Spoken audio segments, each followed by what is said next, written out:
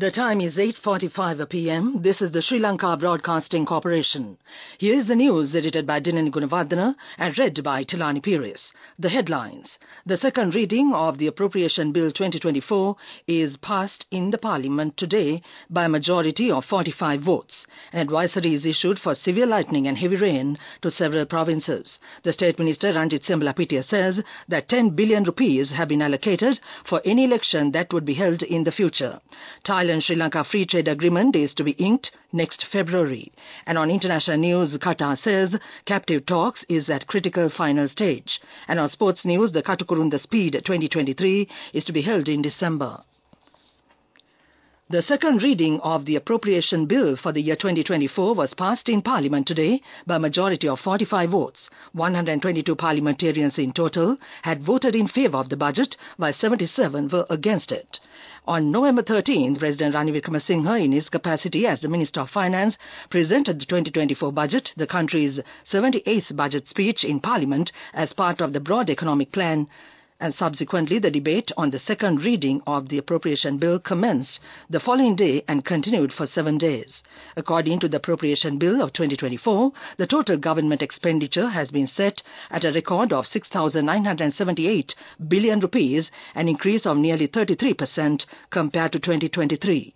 Meanwhile, the budget deficit for the fiscal year 2024 is estimated at 2,851 billion rupees, or 9.1% as a percentage of the GDP. This is higher than the revised 8.5% of the GDP in the current year. The original target for 2023 was 7.9%. The debate on the committee stage, or the third reading of the Appropriation Bill, will commence tomorrow and will be held for 19 days from November 22nd to December 13th, excluding Sundays.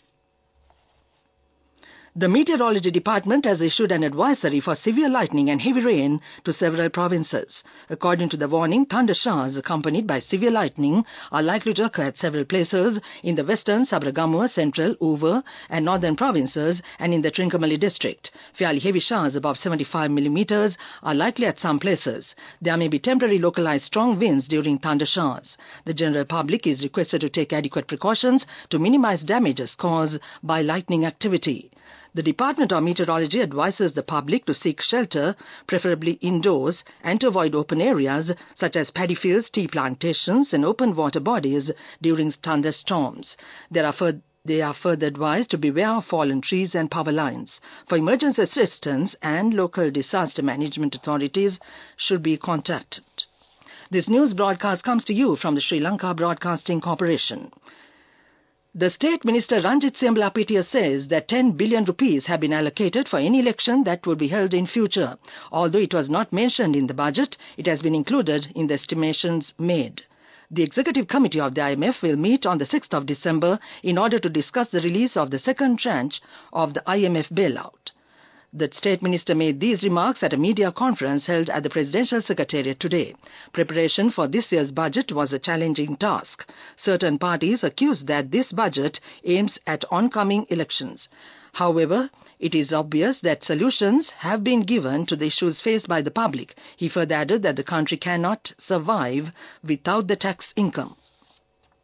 The Cabinet spokesman, Minister Bandula Gunawardena, said that the proposed Sri Lanka-Thailand Free Trade Agreement, SLBC, is planned to be signed on 3rd February 2024. He made these remarks during the Cabinet press conference held today. He further added that signing of the FTA will follow the completion of the multiple rounds of discussions by December 2023. In concurrence with the agreements entered at rounds 6 and 7 of the said discussions, the Cabinet of Ministers has decided to grant approval to the customs levy releasing program of Sri Lanka. The Sri Lanka Customs have seized a parcel containing Kush, cannabis and cocaine estimated to be worth over 60 million rupees, which has been sent to Sri Lanka from America via courier service. The narcotics were found concealed inside sealed cans of food items in the parcel by officers of the Sri Lanka Customs Revenue Inspection Unit. The Customs reported that the parcel had contained over 500 grams of cocaine and 5.16 kilograms of marijuana, adding that the stock of narcotics has an estimated street value of 66,940,000 rupees. 2 persons, including an assistant superintendent of customs, have been arrested in connection with the detection. The first arrestee is a resident of Vellampitiya who had come to collect the relevant parcel on behalf of its intended recipient, a woman residing in the Gampa area. That ends local news for now. The main news story is brought to you by Sinhala Mahatma. The Cabinet of Ministers has given the green light to import 100,000 metric tons of kiri samba into Sri Lanka. This measure has been taken to address the existing shortage of kiri samba in the country.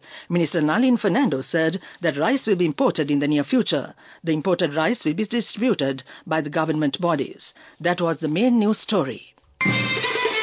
The main news story was brought to you by Sinhala Mahatma.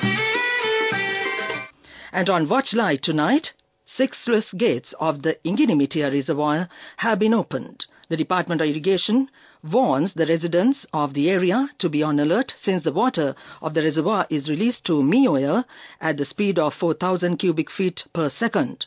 This is the first time in which sluice gates of the Inginimitiya Reservoir were opened during the year. In addition, sluice gates of the Dandruoya, Tabbova and Rajangani reservoirs also remain open. That came to you in Watchlight. Moving on with world news and the headlines first. Qatar says captive talks is at critical final stage. Brazil records its hottest ever temperature.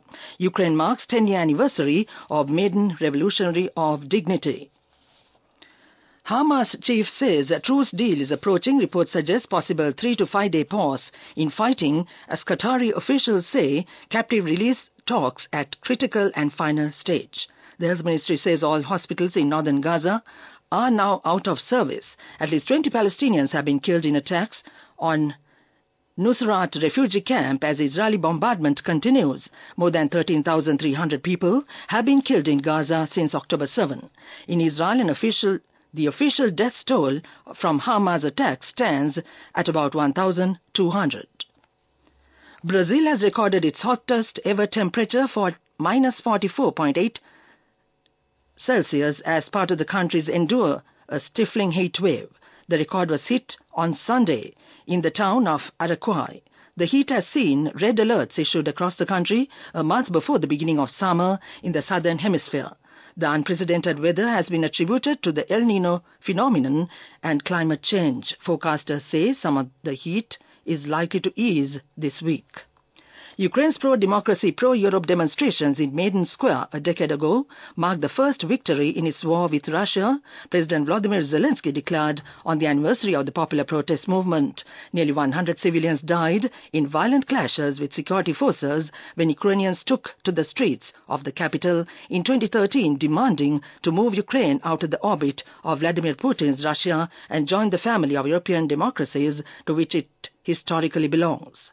President Zelensky praised his country's progress towards gaining membership in the European Union since Russian forces invaded Ukraine in February of last year. Back to the world news headlines. Qatar says captive talks is at critical final stage. Brazil records its hottest ever temperature. Ukraine marks 10-year anniversary of maiden revolution of dignity. That ends world news. Development news. The Magster, world's largest digital newsstand, will revolutionize the airport passenger experience in Sri Lanka as the Bandaranaike International Airport and Jaffna International Airport have joined to become the first smart reading airports in South Asia. This is by offering passengers a cutting-edge, fully contactless and paperless digital reading experience of their favorite magazines and newspapers while they are at the airport. This will enable passengers to access a diverse collection of over 8,000 leading magazines, newspapers, journals and comics for free while they are at the airport. That was development news. Moving on with sports news. Sri Lanka Automobile Sports SLAS is organizing a highly anticipated race meet at Katukurunda. The Nippon Paint Katukurunda Speed 2023 is to be held on the 2nd and 3rd of December. This will see the cream of the country's four-wheeled racing talents do battle across 16 races. The meet is to be held exclusively for cars. That ends sports news. Go එකක් තියන youth එකට life එකේ change එකට නියමෙට set වෙන්න ඇස් වහගෙන දැකපු වීන හැබැයි කරන්න youth එකට නියමෙට set වෙන්න friendship එක මෙන්න. The all-new NSB Ithru Mithru account, NSB IM, a plan for your dream. Business News, sponsored by National Savings Bank, the safest place for your money.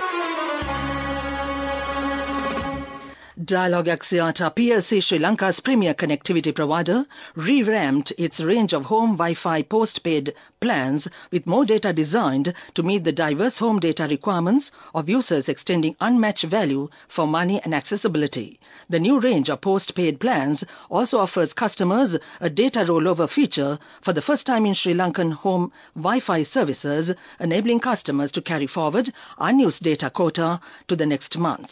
That ends Business News. Business News, sponsored by National Savings Bank, the safest place for your money. Go එකක් තියන youth එකට life එකේ change එකට නියමෙට set වෙන්න ඇස් වහගෙන දැකපු වීන හැබැයි කරන්න youth එකට නියමෙට set වෙන්න friendship එක මෙන්න. The all-new NSB Ithru Mithru account, NSB IM, a plan for your dream.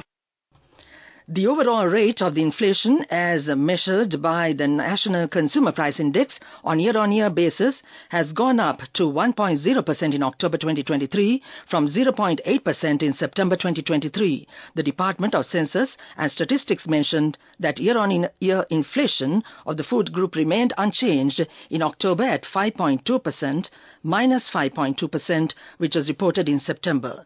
That came to you in Economic News. Weather report.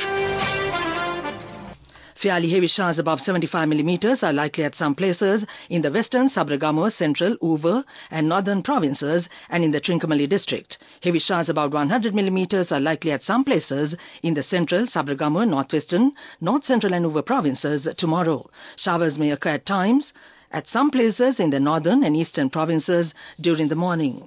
And now to in this news broadcast, the main points once again. The second reading of the Appropriation Bill 2024 is passed in the Parliament today by a majority of 45 votes. An advisory is issued for severe lightning and heavy rain to several provinces. The State Minister Ranjit Sembalapitia says that 10 billion rupees have been allocated for any election that would be held in future.